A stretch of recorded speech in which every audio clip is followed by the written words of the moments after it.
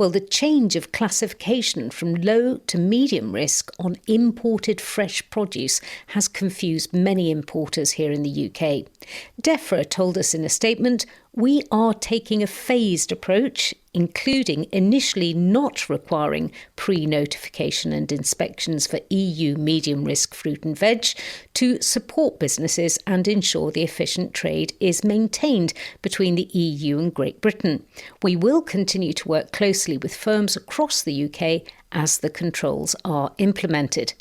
But even though the new classification doesn't come in until later in the year, the details of which products are specifically included are still unclear. Nigel Jenney, Chief Executive of the Fresh Produce Consortium, which represents UK fresh produce traders, told me the uncertainty is not helping the industry. Our concerns in terms of the huge additional cost is made up of a combination of different factors. The majority of that cost will be driven by the request of the UK government to conduct various official requirements, such as documentation, such as phytosanitary documents, and at the same time inspections both in Europe and in the UK.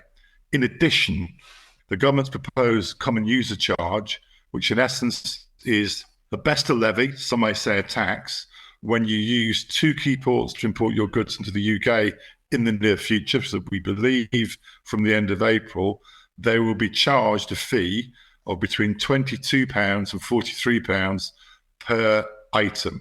So in other words, as a small business that imports possibly 20 or 30 different things a day, they will be paying potentially over £1,000 every time they cross the border, just for the common usage charge alone. So this is a real concern. These are costs that are simply extortionate. You know, the government has said, look, we need these checks because of proper phytosanitary rules and regulations on imports of food coming into the UK, and some of this food might be eaten raw, of course. It is sensible, isn't it, to have checks on fresh produce? I totally agree there should be appropriate checks, but they also need to be proportionate. Our major concern is actually how, where and who conducts these checks, because we believe as an industry there are more effective ways to maintain and enhance the nation's biosecurity whilst minimising and avoiding the huge costs that the industry would incur. And sadly, those costs have no choice but to be passed on to hard-pressed consumers. What would your alternative be then? We've proposed several alternatives for, frankly, several years. One of our key solutions is to accredit responsible businesses in the industry to allow goods to arrive at their premises, have appropriately trained and qualified individuals to check those products to the government standards, whilst at the same time the government monitors and manages those businesses to ensure they are doing absolutely everything they need to do it in a responsible manner.